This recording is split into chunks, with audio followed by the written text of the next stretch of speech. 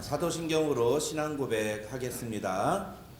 전능하사 천지를 만드신 하나님 아버지를 내가 믿사오며 그 외아들 우리 주 예수 그리스도를 믿사오니 이는 성령으로 잉태하사 동정녀 마리아에게 나시고 본디오 빌라도에게 고난을 받으사 십자가에 못 박혀 죽으시고 장사한 지 사흘 만에 죽은 자 가운데서 다시 살아나시며 하늘에 오르사 전능하신 하나님 우편에 앉아 계시다가 저리로서 산자와 죽은 자를 심판하러 오시리라. 성령을 믿사오며 거룩한 공회와 성도가 서로 교통하는 것과 죄를 사하여 주시는 것과 몸이 다시 사는 것과 영원히 사는 것을 믿사옵나이다. 아멘. 아멘. 찬송가 364장 내 기도하는 그 시간 함께 찬양하겠습니다. 이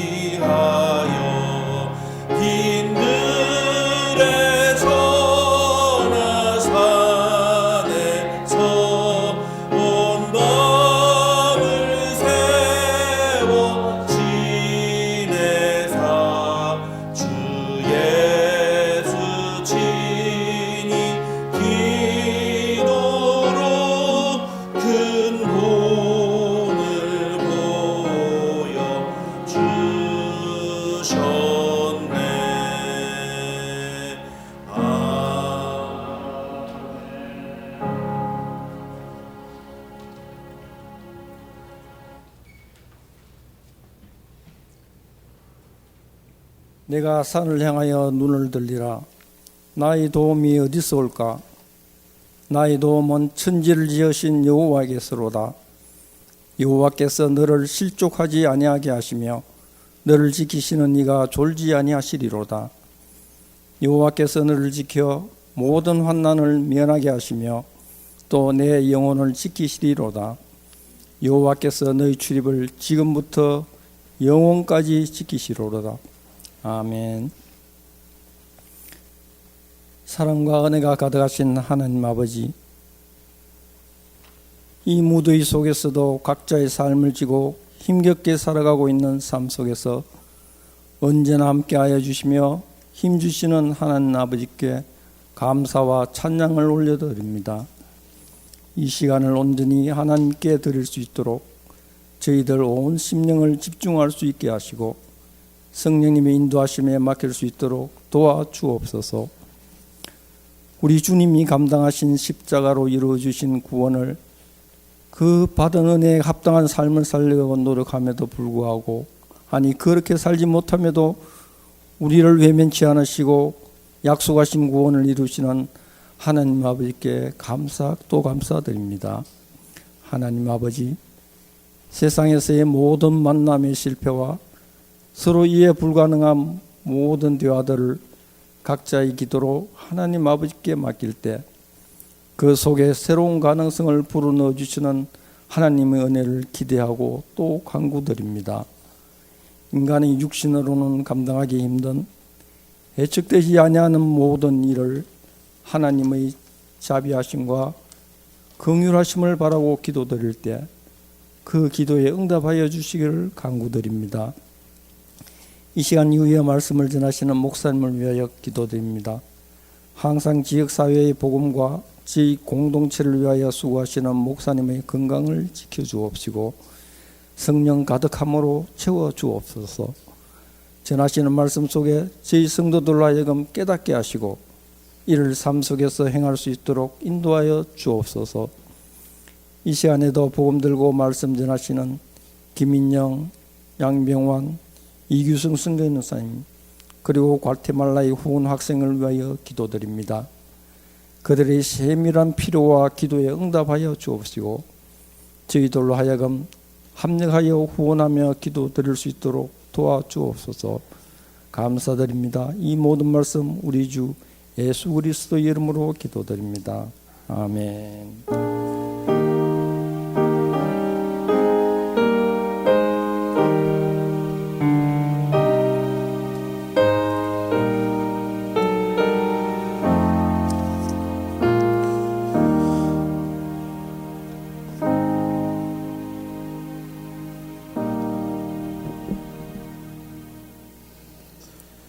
성경 말씀은 열왕기상 22장 41절부터 50절까지입니다.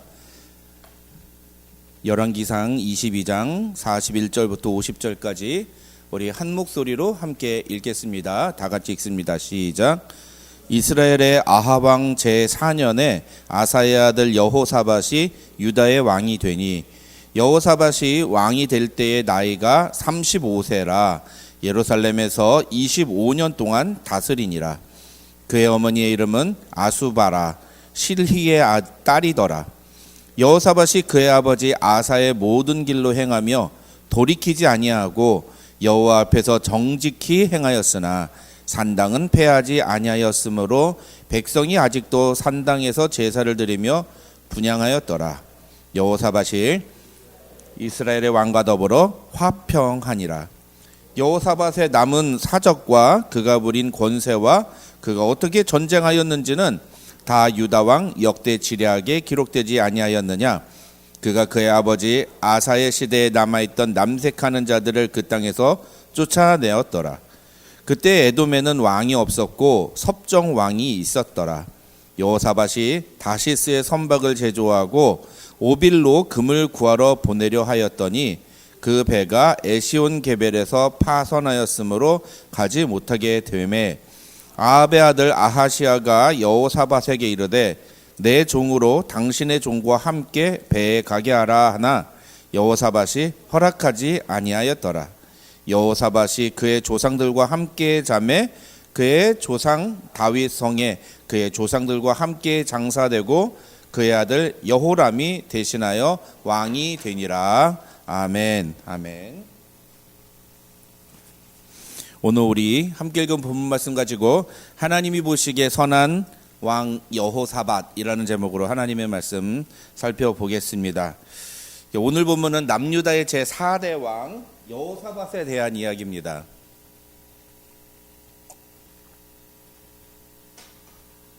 오늘 설교는 어떻게 보면 그냥 어떤 본문 중심적인 그 휴밀리틱스가 아니라 그 여호사밧이라는 왕에 대해서 잠시 조금 이렇게 개괄적으로 인트로덕션 스타일로 좀 이렇게 살펴보는 그런 식으로 말씀을 전하겠습니다.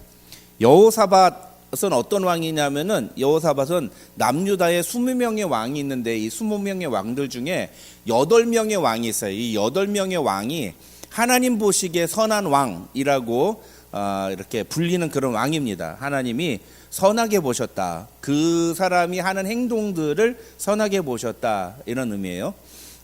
그렇게 인정받은 왕이 한 8명이 있는데 그 8명의 왕 중에 이 여호사밧의 아버지 아사하고 여호사밧이 끼어 있습니다.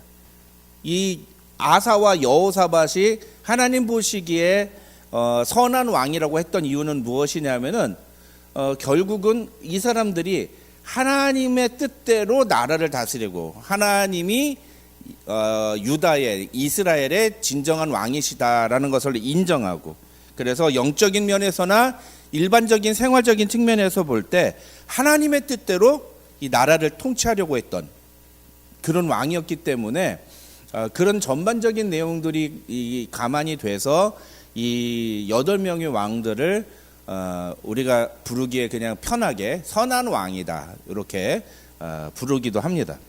그렇지만 그렇다고 해서 그 8명의 왕들이 모두 다 완벽한 왕이냐? 그럼 그렇진 않아요. 그 8명의 왕들도 아주 결정적인 실수들을 할 때가 있습니다. 오늘 본문의 주인공인 여호사밧도 그 중에 하나예요. 아주 큰 실수를 저지르게 됩니다. 여호사밧이 저지른 가장 큰 실수는 무엇이냐면은 아합하고 이 사돈 관계를 맺은 거예요. 그러니까 여호사밧의 아들하고 아합의 딸하고 결혼을 시켜가지고 이제 사돈 관계가 맺어지게 된 거죠. 여러분, 그렇다면은 여호사밧은 왜 아합하고 사돈 관계를 맺었을까요? 이것을 이해하려면 당시에 남유다의 어떤 정세를 좀 이해할 필요가 있습니다. 여호사밧의 아버지인 아사 왕은 북이스라엘과 군사적으로 대치 상태에 있었어요. 서로 싸우는 관계였다는 거죠. 좋지 않았던 거예요, 북이스라엘하고.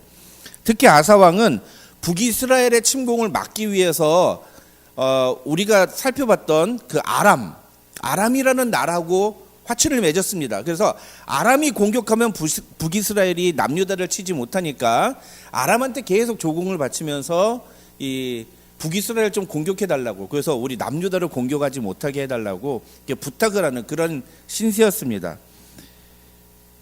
그러다 보니까 이 아사왕 같은 경우에는 이 아람이라는 나라에다가 계속해서 조공을 보내야만 했어요.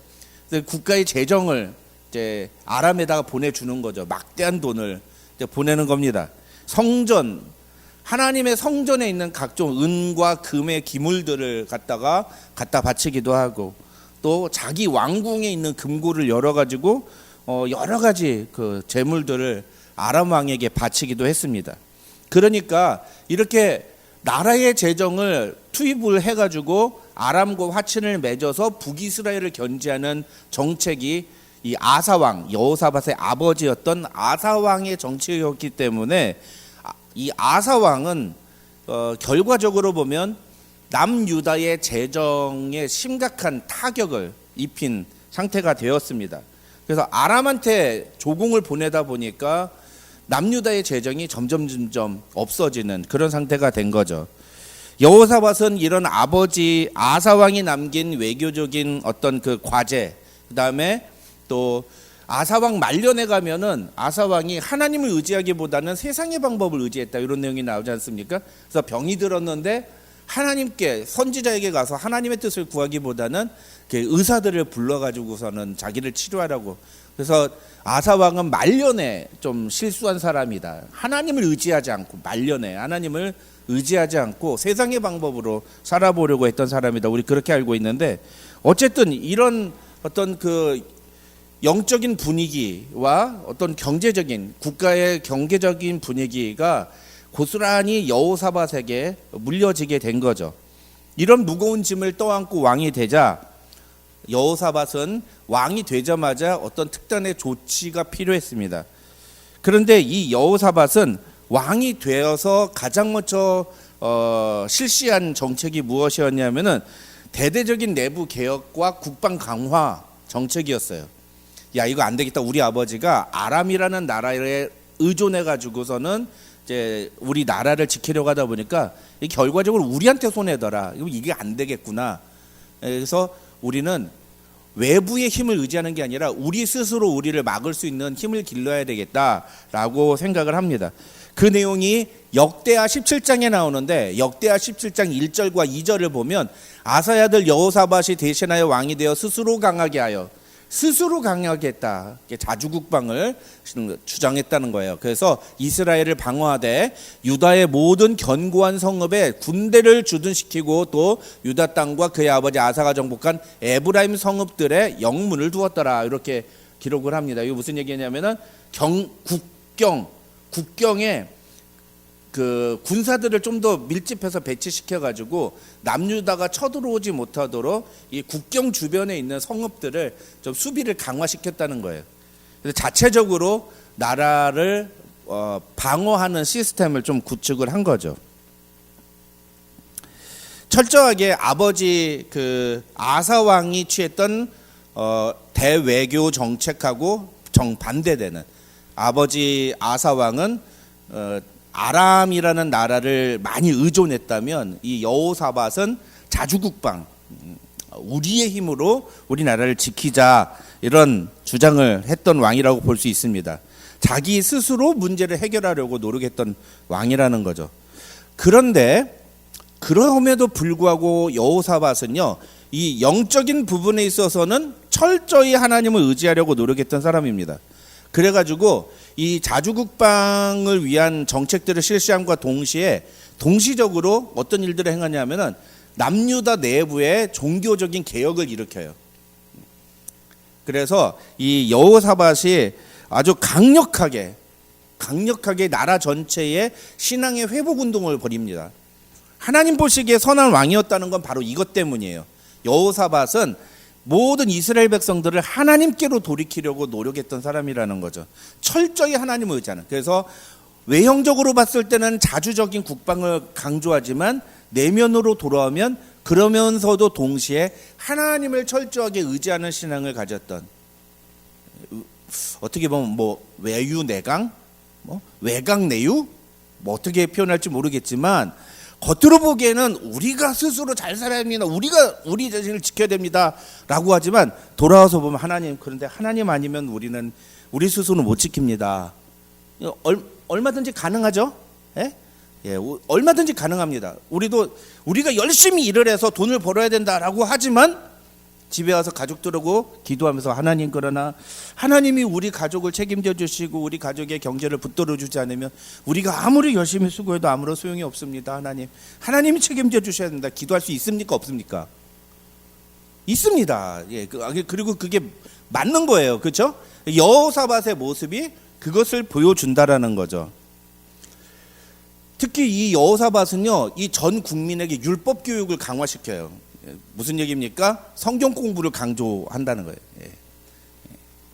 그래서 전 유다, 남유다 전역에 아세라 신의 목상들을 제거하는 이게 우상 숭배 철폐 작업과 동시에 전 지역의 전 성읍에다가 성경 교사들을 파송을 합니다. 그래가지고 이스라엘의 모든 남유다의 모든 백성들이 이 성경을 제대로 배울 수 있도록 다 이렇게 조치를 시킵니다. 그 결과 역대하 17장 3절에서 6절은 여호사밧에 대해서 이런 식으로 소개를 합니다. 제가 읽어드릴게요. 여호와께서 여호사밧과 함께 하셨으니 이는 그가 그의 조상 다윗의 처음 길로 행하여 바알들에게 구하지 아니하고 오직 그의 아버지의 하나님께 구하며 그의 계명을 행하고 이스라엘의 행위를 따르지 아니하였습니다.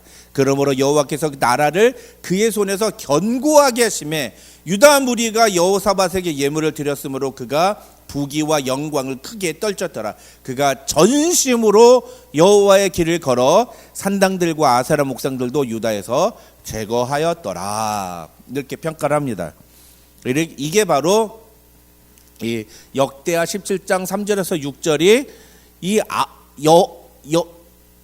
여호사밧, 이 여호사밧을 하나님이 보시기에 선한 왕이라고 말을 하는 이유예요. 그 이유입니다. 오늘 본문 43절에도 그런 여호사밧의 종교개혁에 대한 내용이 소개됩니다. 여호사밧은 그의 아버지 아사의 모든 길로 행하며 돌이키지 아니하고, 여기서 돌이키다라는 것은 하나님께로부터 돌이키다라는 뜻이에요. 돌이키지 않았다는 것은 하나님께로 향했다라는 뜻인 거죠. 여호와 앞에서 정직히 행하였다. 정직히 행하였다. 그런데 한 가지 못 미치는 게 하나 있었어요. 그게 뭐예요? 산당은 폐하지 아니하였으므로 백성이 아직도 산당에서 제사를 드리며 분향하였더라. 산당까지 딱 철폐를 했으면 100점이었을 텐데 100점까지는 못했던 거죠. 또 46절을 보면 이런 말이 있습니다. 그가 그의 아버지 아사의 시대에 남아있던 남색하는 자들을 그 땅에서 쫓아내었더라. 여기 남색이 뭐예요? 게이요, 게이. 쉽게 말하면 게이입니다. 근데 이게 그냥 게이가 아니에요. 여기서 말하는 이 남색, 이 게이들은 이 종교, 이게 바알과 아세라 이 제단에서 제사를 드리고 난 후에 그 당시에 제사를 드리러 온 귀부인들하고 또 혹은 몇 명의 남자들하고 성적인 관계를 맺으면서 이게 그 신의 어떤 신탁을 의뢰하는, 그리고 그 신탁을 보여주는 그런 사람들이었습니다. 이게 종교적인 사람들이에요. 여기서 남색하는 자들이란. 그러니까 어떤 성적인 부분에서 사회 윤리적인 측면에서 개혁을 했다는 게 아니라 요거는 완전히 바알과 아세라 우상 종교를, 이방 종교를 완전히 없애려고 노력했다라는 거예요. 이 정도만 해도 사실은 하나님 보시기에 잘했다. 이거 쉽지 않은 겁니다, 여러분. 이렇게 400년 남유다 역사에서 8명만 이런 일을 했어요. 나머지 12명은 시도조차 못한 일입니다. 대단한 거 아닙니까? 여호사밧 참 대단한 사람이에요. 그런데 왜 이런 여호사밧이 아합하고 사돈관계를 맺었을까? 그럼 왜 그랬을까요? 이게 이해가 되지 않는 부분이죠. 아니, 이렇게 자주국방에 대한 의지도 있고 하나님을 철저히 의지했던 여호사밧이 왜 아합하고 사돈 관계를 맺어 했는가?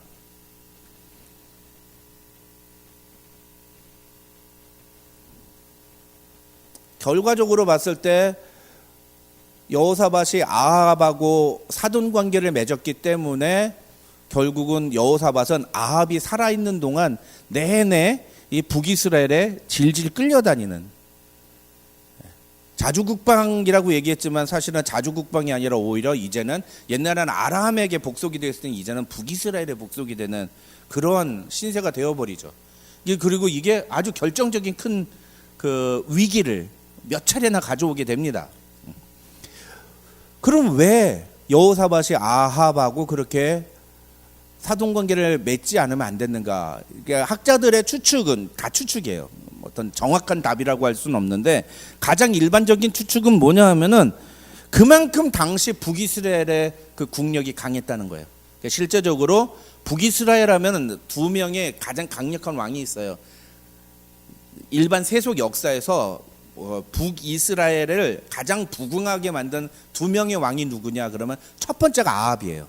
첫 번째가 아합이고 두 번째가 여로보암 2세라는 나중에 그 사람이 이제 요나 시대 때 왕이에요. 요나 시대 때 북이스라엘 후대 시대의 왕인데 이 여로보암 2세 이 두 명의 왕이 바로 북이스라엘의 가장 강력했던 왕이다. 보통 그렇게 알려져 있거든요. 근데 아합 시대가 여로보암 2세 때보다 조금 더 강했다 그렇게 봅니다. 그만큼 북이스라엘이 강했다는 거죠. 그래서 당시에 어떤 고고학 자료를 보면 북이스라엘을 가리켜서 뭐라고 했냐? 아합의 아버지인 오므리, 그 오므리의 집이라고 평가를 했어요. 오므리의 집. 이 땅, 이 나라는 오므리 거다. 아니 그렇게 인정할 정도로 북이스라엘이 강력했다는 거죠. 그래서 아무리 하나님을 신뢰하는 여호사밧이라 하더라도 당시의 상황으로 봤을 때 북이스라엘하고 좋은 관계를 맺지 않으면 안 되겠구나라고 하는 어떤 정치적인 판단을 할 수밖에 없었을 것이다 라는 거죠. 그게 신학자들의 추측이에요. 근데 이게 뭐라고요? 이게 실수라고요. 이게 실수라고요. 당시의 상황으로 보면은 북이스라엘, 이제는 아람이 아니라 북이스라엘하고 좀 좋은 관계를 맺어야 되겠다라고 생각할 수는 있으나 그것이 큰 실수다. 왜? 하나님을 의지해야 되는데 하나님이 아니라 북이스라엘을 의지했다는. 더군다나 북이스라엘은 오므리, 아합으로 이어지는 하나님과 절대적으로 원수 관계에 있는 사람들인데 그런 사람들하고 협력 관계를 맺음으로써 여호사밧이 정치적으로나 경제적으로나 또 영적으로나 여러 가지 면에서 엄청난 위기에 빠지게 된다라는 거죠. 그 대표적인 사건이 바로 지난주에 우리가 다뤘던 이 아합이 죽게 되는 그 아람과의 전투 사건이에요. 이게 여호사밧 자신에게 굉장히 큰 위기가 되는 거죠. 왜 그렇습니까? 30절을 보면은요, 여호사밧이 아합 왕이 여호사밧하고 같이 이제 전투를 치러 나가면서 뭐라고 얘기를 하냐면은 여호사밧 왕이시여, 당신은 왕복을 입고 가소서. 나는 변장을 해서 평군사의 복을 입고 나가겠습니다. 그렇게 얘기를 해요. 그리고 당신이 왕인 것처럼 보이십시오라고 얘기를 하는데 겉으로는 그렇게 좋게 하는 것처럼 보이지만 실제로는 뭘까 이게? 네가 죽어라는 거야. 네가 죽어라. 왕만 죽이면 된다 이런 생각을 갖고 있었으니까요. 그렇게 실제로 어떻게 돼요? 전쟁이 나갔더니 아람 군대들이 막 병사들이 와 저놈 죽여라 하고 달려드는데 여호사밧한테만 몰려가는 거예요. 왜? 그 사람이 왕복을 입고 있으니까. 그래서 여호사밧을 막 전쟁을 하는데 여호사밧이 아마 그랬을 거예요. 아니야 나는 아니야. 서울 말씨를 썼을 거예요. 남유다 예루살렘 사람 아닙니까? 서울 말씨를 쓰니까 아니 저놈의 새끼 저거 말투가 다른데? 그래서 막 북방 사투리가 아닌 목소리를 들으니까 네 누구야? 뭐 이런 식으로 사투리를 썼겠죠. 그랬더니 여호사밧이 나는 이제 북이스라엘 왕이 아니라 나는 아합이 아니야. 난 서울 사람이야. 뭐 이렇게 얘기를 했을 거예요. 저놈은 아닌가비요? 이렇게 해가지고서는 이놈이 아니다. 그러고서는 이제 막 그러면 아합이 어딨냐 막 찾아다는데 우연히 누군가 화살을 쐈는데 그 화살에 아합이 맞아 죽어요. 자칫 잘못하면 여호사밧 자기가 죽을 뻔했단 말이에요. 왜요? 아합하고 사돈 관계를 맺어서. 그래서 어쩔 수 없이 질질 끌려서 아람하고의 전쟁에까지 참여하게 되고 자기가 죽을 뻔한 위기를 맞이했단 말이죠. 여러분 이것을 보고 여호사밧 무슨 생각이 들었을까요? 정신이 바짝 들지 않았을까요? 깜짝 놀라지 않았을까요? 왜요? 바로 직전에 어떤 일이 있었어요? 미가야가 예언을 했잖아요. 아합 넌 죽을 것이다. 이 전쟁에 가면 당신은 반드시 죽을 것입니다 라고 예언을 했잖아요. 아무도 안 믿었잖아요. 거기는 모든 사람들이 막 비웃고 막 400명의 선지자들이 너만 선지자냐 그러면서 막 미가야고 막 조롱하고 그랬잖아요. 근데 실제로 전쟁에 갔는데 어떤 일이 벌어져요? 진짜로 아합이 죽어요. 그 여호사밧 이럴 때 우리 무슨 표현 써요? 등골이 오싹하다 막 그러잖아요. 깜짝 놀랐을 거예요. 진짜로 이런 일이 벌어지네. 진짜로 이런 일이 벌어지네.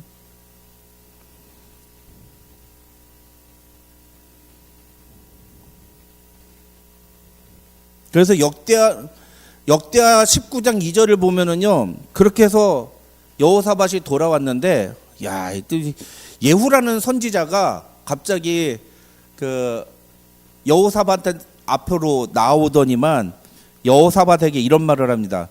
왕이 악한 자를 돕고 여호와를 미워하는 자들을 사랑하는 것이 옳으니까 그러므로 여호와께로부터 진노하심이 왕에게 임하리이다. 이 저주, 하나님의 심판. 당신이 실수해서 당신이 이딴 짓을 했기 때문에 하나님이 그것에 대해서 책임을 물으실 거다라고 말을 하는 거예요. 그러니까 여호사밧의 마음이 어떻겠어요? 우리는 그럴 때 이제 쫄렸다 이런 표현을 씁니다. 마음이 쫙 하고 쪼그라드는 거예요. 얼마나 무서웠겠습니까?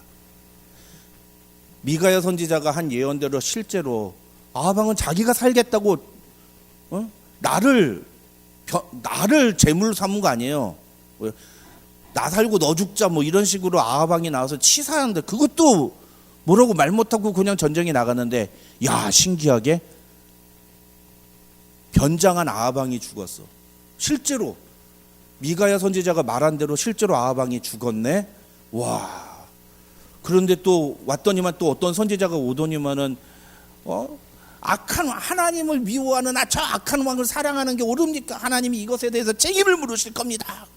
이런 얘기를 하니까 여호사밧 마음이 어떻겠습니까? 얼마나 무서웠겠어요. 그렇죠? 그러면 여기서 말하는 여호와께로부터 진노하심이 왕에게 임할 것이다. 속된 말로 하나님의 심판이 있을 것이다 이런 뜻이거든요. 하나님이 어떻게 심판하실까요? 그 내용을 보여주는 게 바로 48절에 나오는 에시온 게벨에서 배가 파선했다는 내용이에요. 예. 이게 무슨 얘기냐? 아합이 죽은 다음에 아합의 아들 아하시아가 북이스라엘의 왕이 됩니다. 전쟁이 끝났죠. 근데 아하시아하고 여호사밧하고 서로 얘기를 해가지고 다시스 쪽에 배를 보내가지고 거기 오벨이라는 금이 많이 나오는 동네가 있는데 그쪽에 배를 보내서 거기서 금을 좀 가져오자. 그래서 우리 재정을 조금 충당하자 이렇게 계획을 세웁니다. 프로젝트를 진행하는 거예요. 프로젝트를. 그래서 프로젝트를 진행을 하려고 딱 준비를 해서 배를 멋지게 만들어서 출항 그랬는데 배가 파손이 된 거예요. 무슨 일이죠? 프로젝트가 실패하는 겁니다. 내가 어떤 큰 마음을 먹고 뭔가 새로운 우리식으로 바꾸면 뭐예요? 개업을 한 거예요. 개업. 내가 이게 좀 장사를 좀 잘해봐가지고 우리 가정 경제를 좀 다시 회복시켜봐야 되겠다. 그러고서 이제 개업을 해서 멋지게 이게 테이프 커팅식도 딱 하고서는 장사를 짠 하고 시작했는데 망한 거야. 망한 거야. 장사가 하나도 안 되고 맨날 파리만 날리고 손님들은 안 오고 맨날 재고는 쌓이고 그러다가 갑자기 빚이 확 늘어가지고서는 가게가 망해버린 거예요. 경제적으로 큰 손실을 입은 거죠. 자기가 계획하던 일이 좌초된 거예요.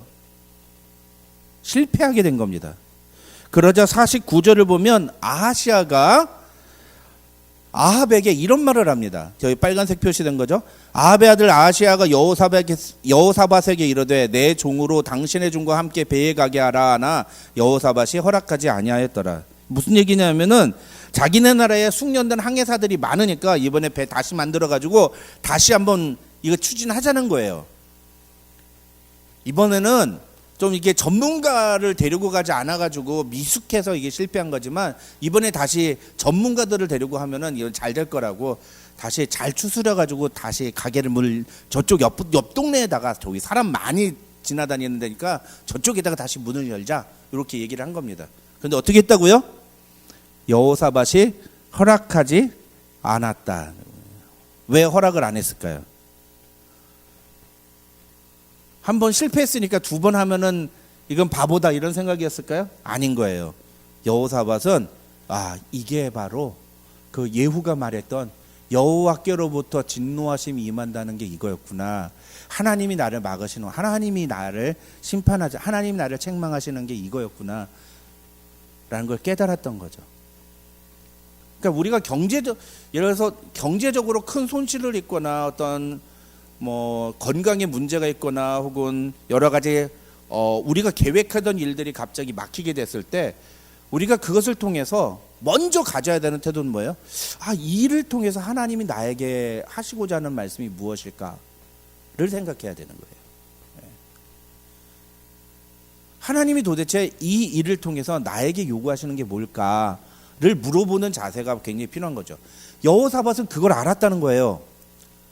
성경 본문에 자세하게 나오진 않지만 여호사밧은 여러 가지 상황들을 통해 가지고 이게 하나님이 말씀하셨던 예후를 통해서 말씀하셨던 그 진노였구나를 알았던 거예요.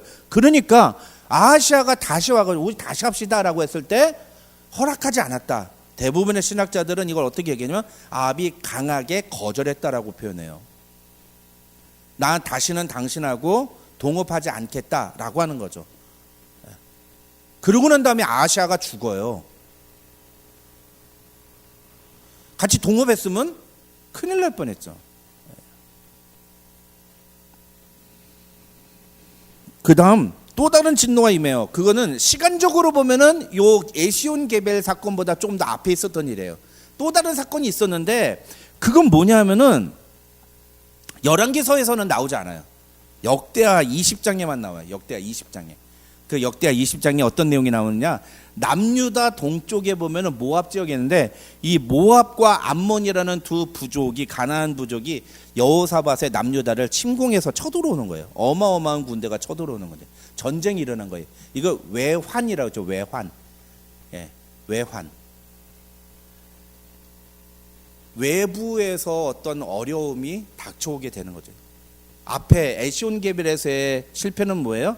그건 내가 추진하던 일이 실패한 거죠. 이번에는 전혀 생각하지 못했던, 내가 전혀 의도하지 않았는데 외부에서 어려운 문제가 닥쳐오게 되는 거죠. 주식을 투자했는데 미국의 경제가 갑자기 급락하면서 주식이 폭망하게 되는, 그래서 막 난리가 나는, 집안 경제가 막 파탄이 나는 그런 거. 내가 전혀 의도하지 않았는데. 근데 이 모압과 암몬이 쳐들어왔을 때 이 여호사밧은 어떤 태도를 취하느냐? 모압과 암몬이 쳐들어왔을 때 이 여호사밧이 취한 태도가 역대하 20장에 기록되어 있어요. 역대하 20장 3절과 4절을 보면 여호사밧은 온 유다 사람들과 함께 하나님 앞에 바짝 엎드렸다, 이렇게 성경은 말해요. 여호사밧이 두려워하여 여호와께로 낯을 향하여 간구하고 온 유다 백성에게 금식하라 공포하며 유다 사람이 여호와께 도우심을 구하려 하여 유다 모든 성읍에서 모여와서 여호와께 간구하더라. 바짝 엎드린 거예요. 아, 이게 내 힘으로 할 수 있는 게 아니구나. 여러분, 그때까지만 해도 어땠어요? 북이스라엘하고 좋은 관계였잖아요. 그러면 외부에서 아까 북이스라엘은 아람 치려고 남유다 데려왔잖아요. 그럼 남유다 입장에서는 모압이 침공하면 북이스라엘한테 와가지고 우리 좀 도와달라고 할 수 있는 거잖아요. 근데 그런 도움을 구하지 않고 누구한테 도움을 구해요? 여호와께 도움을 구하려, 여호와께 도우심을 구하려 하여 하나님을 의지했다는 거예요. 아, 하나님은 나한테 세상 의지하지 않고 하나님만 의지하라고 하시는구나. 여호사밧은 알았다는 거예요. 그 결과 하나님의 능력으로 여호사밧은 모압과 암몬 연합군과 전투도 치르잖아요. 전투를 치르기 위해서 모였는데 그날 밤에 하나님이 기가 막힌 방법으로 모압 암몬군 자체를 그냥 쓸어버리세요. 그래서 전투도 안 치르고 아침에 일어나 보니까 전쟁에서 이겨져 있는 거예요. 기적인 거죠. 놀라운 사건입니다. 남유다가 그래서 승리를 하게 돼요. 여러분, 이런 내용들이 보여주는 것은 하나님 보시기에 선한 왕이었던 여호사밧도 실수를 저질렀지만 그 실수 이후에, 이게 중요한 거예요. 실수 이후에 여호사밧은 하나님 앞에서 바른 태도를 보여줬다는 거예요.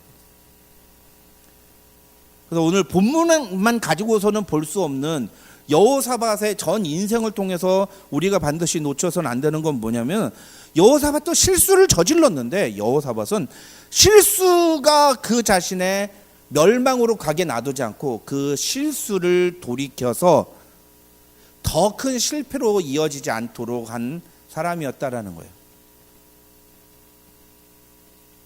물론 아방하고 사돈관계를 맺었던 것 자체는 그 이후에도 계속적으로 악영향을 끼칩니다. 그래 나중에는 그러니까 여호사밧의 며느리죠, 며느리. 아달랴라고 하는 이 며느리인데, 이 며느리가 중국 당나라의 칙천무후 같이 남유다의 실권을 잡아요. 그리고선 이 사람이, 이 여자가 한 일이 뭐냐면 다윗 가문에 있는 모든 남자들을 다 죽여버려요. 근데 그때 이제 한 그 여자 시종의 그 지혜로 한 아기를 잘 살려두게 되죠. 그 사건은 나중에 열왕기 하에서 다루겠습니다. 결국은 이 아달랴, 이 아합의 딸 때문에 남유다에 하나님이 언약하셨던 다윗의 가문이 씨가 말리는, 완전히 그냥 집안이 멸망하는 그런 위기를 닥친단 말이에요. 남유다라는 국가 자체의 존폐가 걸리는 위험한 위기의 상황에 봉착하게 된 게 무엇 때문이냐? 바로 여호사밧의 실수 때문이에요. 아합하고 사돈관계를 맺은 거. 그러니까 어떤 실수는 금세 돌이켜서 그걸 금세 회복할 수 있어요. 근데 어떤 실수는 그게 오랫동안 그 나쁜 영향을 계속 미칠 수 있습니다. 그래서 우리가 어떤 생각을 가져야 하냐면, 실수할 수 있어요. 그래서 그 실수를 내가 돌이키고 회개하고 하나님 앞에 자복하면 하나님이 그걸 회복시켜 주시고 용서해 주시고 치유해 주실 수 있어요. 그러나 모든 게 다 치유되는 건 아니에요. 어떤 실수는 그것이 내가 금세 돌이킬 수 없을 만큼 아주 악영향을 미치는 경우들이 있거든요. 그런 큰 실수를 하지 않는 게 중요해요. 큰 실수를 하지 않는 게. 자잘한 실수 누구나 한단 말이에요. 자잘한 실수들은. 예. 인간은 다 누구나 실수하잖아요. 인간은 누구나. 그런 자잘한 실수, 작은 실수들은 우리가 얼마든지 회개하고 돌이키면 얼마든지 회복이 가능합니다. 경제적으로 예를 들어서 돈을 잃었어요. 그러면은 어때요? 돈을 잃어버리면 어떻게 돼요? 그게 세상 끝난 거예요. 어떤 사람들은 주식 실패했다고 막 목숨 끊는 사람도 있잖아요. 아니에요. 그럴 필요 없어. 돈은 있다가도 없고 없다가도 있는 거예요. 돈은 내 것도 네 것, 네 것도 네 것이에요. 누가 그랬어요? 누가 그랬는지는 유튜브로 찾아보세요. 돈은 막 많이 갖고 있다가 갑자기 하루아침에 다 망해도요, 하나님이 부어주시면 또 다시 생길 수도 있는 거예요. 근데 예를 들어 건강 같은 거, 운전할 때 운전 실수해가지고 잠시 꼬박 잠들어가지고서는 꽝 부딪혀가지고 어디 뭐 다리 하나 부러지고 팔 하나 부러지면 어떻게 됩니까? 큰 실수잖아요. 데미지잖아요. 그러면 이 팔이, 하나님 내가 다시는 이렇게 운전 안 하겠습니다. 내가 다시 회복하겠습니다. 그러면 하나님이 뼈를 우두둑 하고서 붙여주십니까?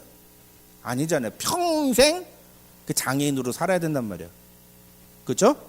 어떤 실수는 돌이킬 수 없을 만큼 우리의 인생에 큰 영향을 미치는 것들이 있단 말이에요. 그걸 분별할 줄 알아야 돼요. 내가 하는 어떤 행동이 이게 돌이킬 수 없는 실수일까, 아니면은 얼마든지 돌이킬 수 있는 것일까를 잘 봐야 돼요. 그리고 실수하고 내가 회개했는데 왜 하나님은 나를 회복 안 시켜주시냐, 맨날 그러지 말고, 뭐든지 다 하나님 탓으로 돌리지 말고 실수를 한 자신의 그 모습을 책망을 해야죠. 실수를 안 했어야지. 그러니까, 그렇죠? 그럼에도 불구하고 그 실수 속에서라도 우리가 회개하고 돌이킬 때 하나님은 우리가 다시 회복하고 우리가 다시 새롭게 되는 은혜를 우리에게 베풀어 주신다라는 것을 여호사밧은 우리에게 보여주는 거예요. 여호사밧의 메시지. 그러니까 여호사밧을 통해 성경은 우리에게 무엇을 제시합니까? 우리도 실수할 수 있다. 그런데 더 큰 실수를 저지르지 않고 더 나가면 안 돼요. 더 나가면 안 돼요. 빨리 깨달아야 돼요. 빨리 깨닫고 내가 하나님께로 돌이켜야 되겠다. 그게 지혜롭다는 거예요. 그게 지혜롭다. 저는 이 메시지를 잘 보여주는 것이 요한복음 8장 1절부터 11절에 나오는 가늠하다 현장에서 잡힌 여자의 이야기라고 생각합니다. 이 사건의 스토리를 다 말씀드리지 않겠습니다. 어떤 여자가 간음을 하다가 현장에서 붙잡혔어요. 그 사람들이 그 여자를 붙잡고 와가지고, 간음하다 현장에서 붙잡힌 여자는 돌려쳐 죽이라는데 이 여자 돌려쳐 죽여야 됩니까? 묻죠? 예수님 뭐라 그래요? 죄 있는 자가 먼저 돌로 치라. 그렇게 손바닥을 글씨로 쓰셨다. 그러니까 그 사람들이 다 도망갔다. 그렇게 하잖아요. 그런데 그 사건 다음에, 그러고 난 다음에 11절에 예수님이 그 여자한테 뭐라고 말씀하세요? 저는 이게 핵심이라고 생각해요. 간음하다 현장에서 잡혔잖아요. 그렇죠?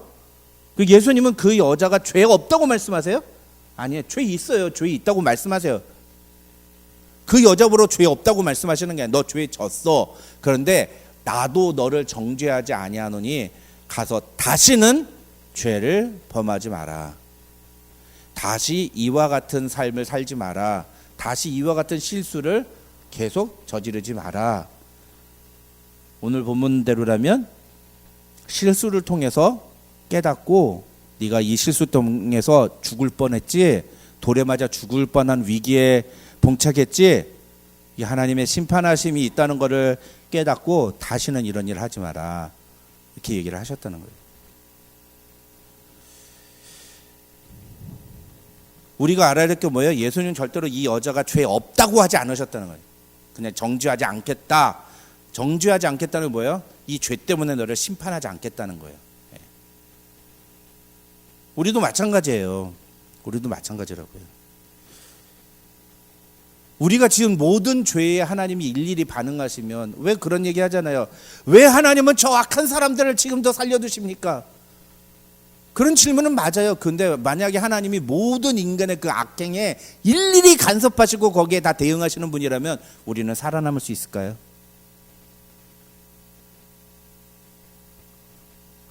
그런 얘기를 하는 사람들이 놓치고 있는 게 자기는 선한 줄 알아요. 자기는 착한 줄 알아요. 그거예요. 하나님은 지난주에 우리 뭐라고 했어요? 하나님은 심판이 아니라 용서를 원하시고 회개를 원하시고 구원을 원하시는 하나님이라고. 그래서 길이 참으시는 거예요. 회개할 때까지 기다리시는 분이에요, 우리 하나님은.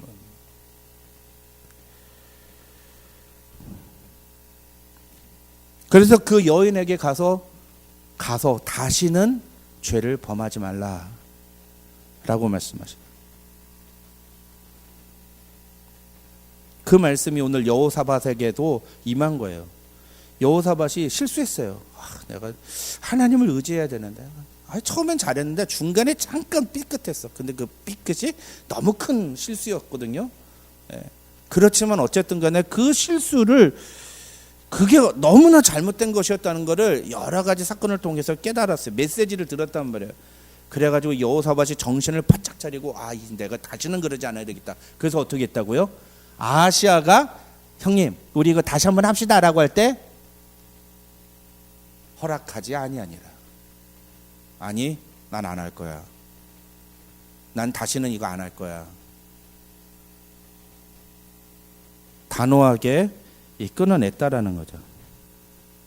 역대하 19장 3절을 보면 이런 여호사밧을 가리켜서 왕에게도 선한 일이 있으니라고 말합니다. 이 말의 의미는 왕에게 여호와 보시기에 좋은 일이 있으니라는 뜻이에요. 여호와 보시기에 좋은 일이 있으니.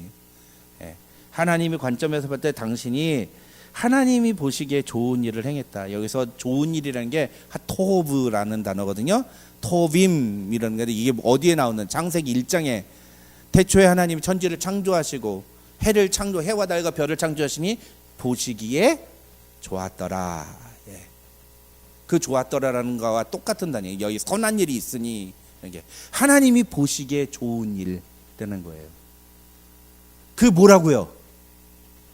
처음에는 역대하 17장 3절부터 5절에 보면 뭐였다고? 그게 하나님 의지하고 하나님의 긍휼을 구하고 하나님만 바라보며 남유다 백성들을 올바르게 통치했던 것, 그게 하나님 보시기에 선한 일이었다고요. 근데 이번엔 또 뭐가 선한 일이에요? 실수하고 죄를 지었지만 거기서 머물러 있지 않고 돌이켜서 다시 하나님께로 돌아온 것입니다. 그 실수를 통해 하나님께 돌이키고 하나님의 회복하심을 경험한 것, 그것이 바로 이 여호사밧이 보여준 하나님 보시기에 선한 일의 모습이었다는 겁니다. 하나님이 기뻐하시는 사람은 실수하지 않는 사람이 아니에요. 왜 그럴까요? 세상에 실수하지 않는 사람은 없기 때문이에요. 누구나 다 실수를 합니다. 누구나 다. 목사인 저도 실수할 수 있어요. 그러니까 여러분, 제가 실수를 하더라도 너그럽고 긍휼의 마음으로 여러분이 용서를 해주셔야지. 목사가 왜 저래? 이러시면 안 돼요. 예, 나도 그러면 여러분한테 여러분은 왜 그럽니까? 이렇게 할 거예요. 다 실수할 수 있어요. 근데 하나님 어떤 사람을 좋아하십니까? 그 실수 때문에 하나님께 책망받고 하나님께 심판을 받았을 때 돌이키는 자세를 보여주는 사람, 돌이키는 사람. 그러면 우리는 이제 이런 질문을 던져봐야죠. 혹시 우리도 하나님께서 이미 경고를 주셨는데, 하나님께서 이것은 잘못된 것이다 라고 분명히 메시지를 주셨는데 여전히 그 메시지를 깨닫지 못하고 아하시아가 제안하는 그 제안에 같이 손을 맞잡고 내가 생각하는 일을 계속 추진하려고 그 실수를 계속 반복하고 있는 일은 없는가? 그걸 가리켜서 아하시아와의 동맹이라고 말해요. 아하시아와의 동맹. Alliance with 아하시아. 아하시아와의 동맹. 누군가 손을 잡고 있는 거예요. 아하시아가 누구예요? 하나님 보시기에 악한 왕이에요. 여호사밧과 간음하다가 현장에서 잡힌 여인은 모두 다 하나님께 책망을 받았지만 하나님의 은혜로 새로운 삶을 살게 된 사람들입니다. 그들에게 하나님은 또 예수님은 다시는 그와 같은 죄를 짓지 마라고 메시지를 주셨어요. 이 사람들은 그 메시지를 들은 사람들이에요. 우리는 어떻습니까? 우리는 그 메시지를 듣습니까? 안 듣습니까? 듣습니다. 매주마다 듣잖아요. 근데 매주마다 듣는데 돌이키십니까? 그게 이제 여러분의 몫이에요. 돌이키시라고요. 돌이키시면 하나님이 그 모습 보시기에 좋았더라 라고 평가하실 겁니다. 그것이 하나님 보시기에 선한 일이에요. 하나님 보시기에 선한 왕 여호사밧은 곧 우리가 될 수 있습니다. 저와 여러분도 하나님이 기뻐하시는 하나님의 뜻대로 돌이킴으로 하나님 보시기에 선한 하나님의 사람들이 되시기를 주님의 이름으로 축원합니다. 기도하겠습니다.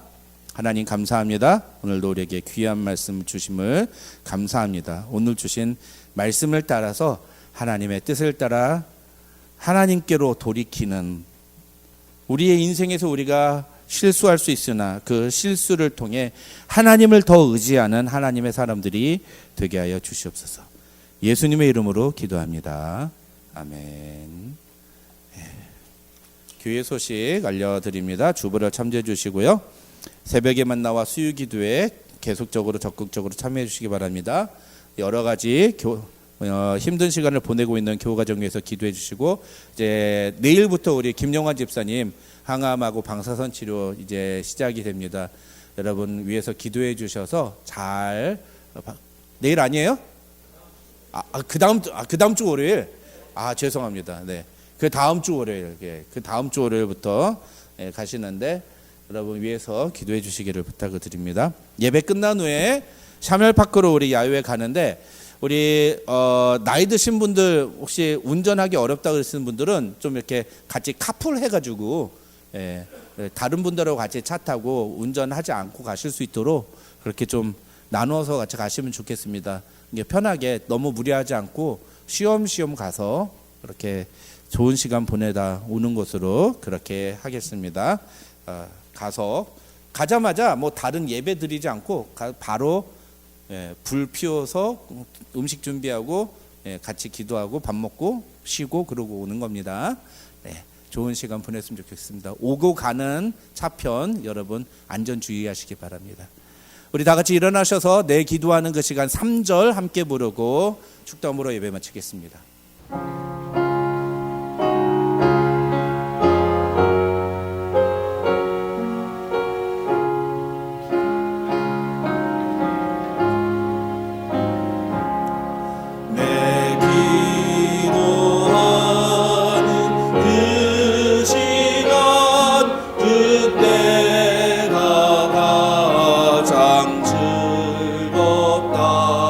이때 거치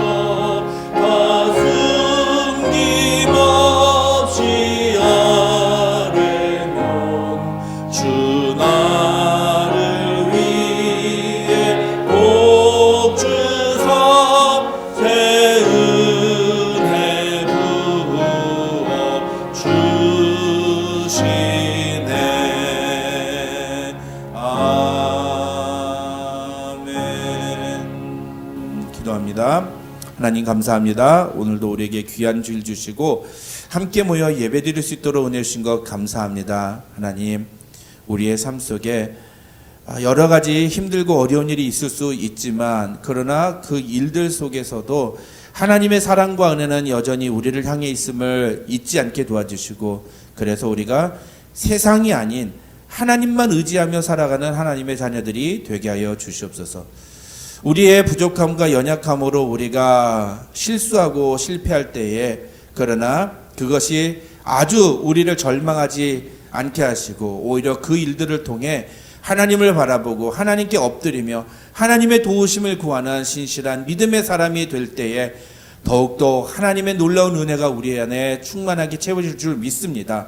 그리고 우리를 다시 새롭게 하시는 하나님의 놀라운 은혜가 우리 안에 임하여서 우리가 이전에 경험하지 못한 놀라운 더 큰 축복을 경험하게 될 줄 믿습니다. 하나님, 우리가 그런 하나님의 은혜를 바라보며 살아가는 하나님의 자녀들이 되게 하시고, 삶의 여러 가지 어렵고 힘든 문제, 경제적인 문제, 건강의 문제, 또 자녀의 문제, 사업의 문제, 진로의 문제, 그 외에 여러 가지 문제들로 인해 고통받고 힘들어하고 있는 지체들이 있다면 그 순간 하나님을 바라보는 귀한 믿음의 삶을 가짐으로 하나님의 역사하심을 경험하는 귀한 믿음의 사람들 되게 하여 주시옵소서.